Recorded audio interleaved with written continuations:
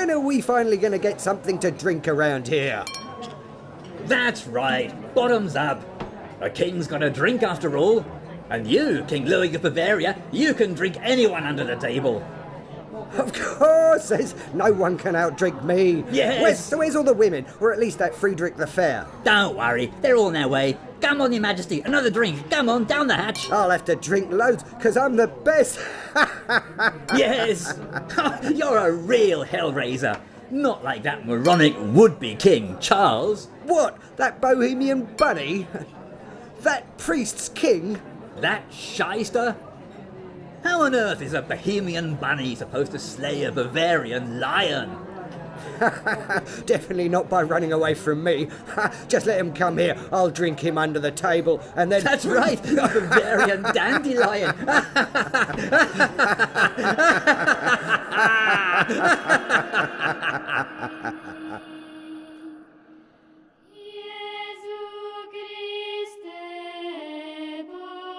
Ah, this music.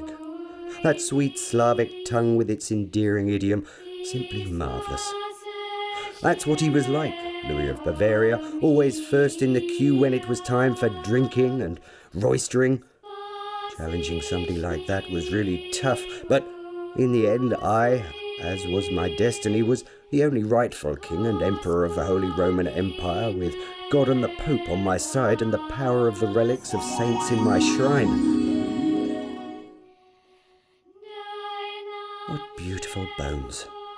I was the first king to write my own royal autobiography. What's written lasts forever. Was it really Charles' destiny to become king and emperor? Charles IV was born in 1316. His mother was the Princess of Bohemia and Poland from the Przemysl dynasty. His father, King John of Bohemia, had succeeded to Emperor Henry VII from the House of Luxembourg. But his parents argued so much that when Charles was 7, his father sent him to the court of King Charles the Fair of France in Paris. There he learned how to govern, how to hold court, and also foreign languages. He spent night after night discussing matters like the divine destiny, logic, and the end of days with his friend, the future Pope Clement VI. But by the time he was 15, his father decided Charles had done enough talking and sent him to war in Italy as his commander. From then on, Charles always viewed fighting only as a last resort. Peace be with you, and never resort to war if you can achieve something amicably. In 1346, now aged 30, he finally gained his first crown when he was elected Roman king in opposition to Louis IV of Bavaria. That same year, Charles succeeded his father as King of Bohemia. 2 years later, in 1349, the Lion of Bavaria, Louis the Bavarian, died, and the crown of the Holy Roman Empire was finally Charles IV's alone. So all was well, right? No. The onset of a mini ice age brought years with no summer, torrential rains with severe flooding, and major famines. In 1348, the Black Death broke out and wiped out a third of the population within the space of 2 years. Today, that would be like 25 million people dying in Germany.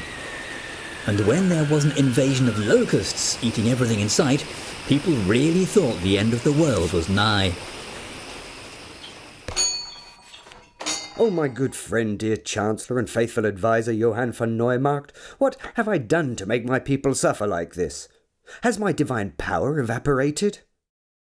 But Charles, King of Bohemia, your beloved Prague has been spared from the Black Death. It's amazing. That's a sign of divine grace and that you're a kind, godly king. You use your strength wisely. You're building the first big bridge over the River Vltava. Many future generations will refer to it as Charles Bridge. Anyone can build a bridge. But it's only you who's a patron of art and science. You're also building the first university beyond the Alps. That's as maybe, and yet the Wittlebacks still sense weakness. The resistance of Louis of Bavaria's supporters hasn't been crushed yet. What shall I do? I need to increase my power base. Well then, look sharp. What do you mean? It's time you got married again. Not a bad move, Johann. Thanks. Oh, don't mention it. Don Juan? What? Nothing, my king. He who wants to rule the empire needs support among the women. Blanca Valois. Charles married this princess from the most distinguished nobility of France in 1324 when he was just 8 years old. He loved her very much and wept at her deathbed when she was taken away much too early. Anne of the Palatinate. He married her in 1349. She bore him a son, who sadly died before his first birthday. To make matters worse, Anne also passed away 2 years later. Anna von Schweidnitz. He married his third wife in 1353, expanding his dominion to Silesia. She bore him his long-awaited heir to the throne. Wenceslas IV, who succeeded Charles, was baptized in St. Siebald's Church in Nuremberg. Finally, the 16-year-old Elizabeth of Pomerania-Wolgast, a granddaughter of the King of Poland, married the emperor when he was 47. She gave him 6 of his 11 children, including Sigismund, the future King of Hungary. Elizabeth, the youngest of his wives, was also the strongest. Legend has it that she could bend iron bars with her bare hands.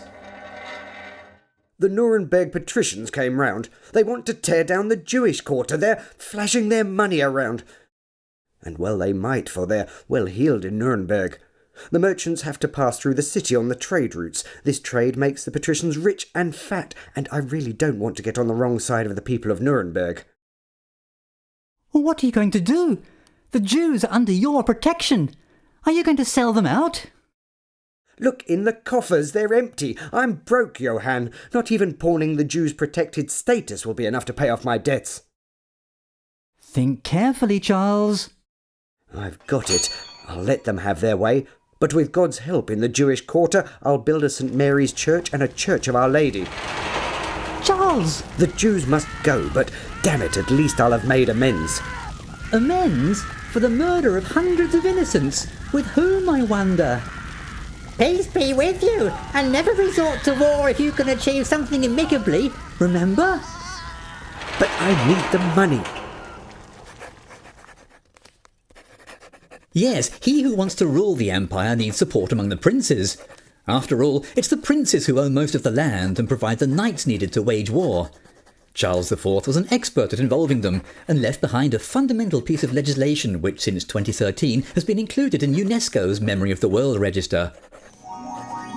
The 1356 Golden Bull, named after its golden seal, governed the election of the King of the Holy Roman Empire for 4.5 centuries.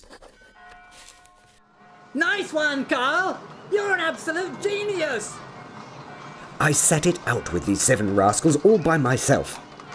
You're just so skilled at finding compromises in protracted negotiations, and you're wearing everyone out with your diplomacy of no alternatives.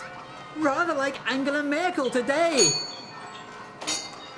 The Pope also wanted to have a say, but somehow I forgot all about him. The mechanical clock of the Church of Our Lady in Nuremberg still reminds us that from 1356 only the prince-electors voted, and the Pope's approval was no longer required. The supposed priest's king actually ushered in the period of secular government. Peace be with you, and never resort to war if you can achieve something amicably. This enabled Charles to maintain peace in a multi-ethnic state. That's something we could well learn from nowadays.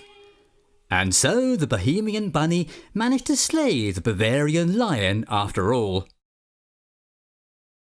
By the way, did you know I'm number 1 in the league table of celebrities in the Czech Republic? Not bad, hey?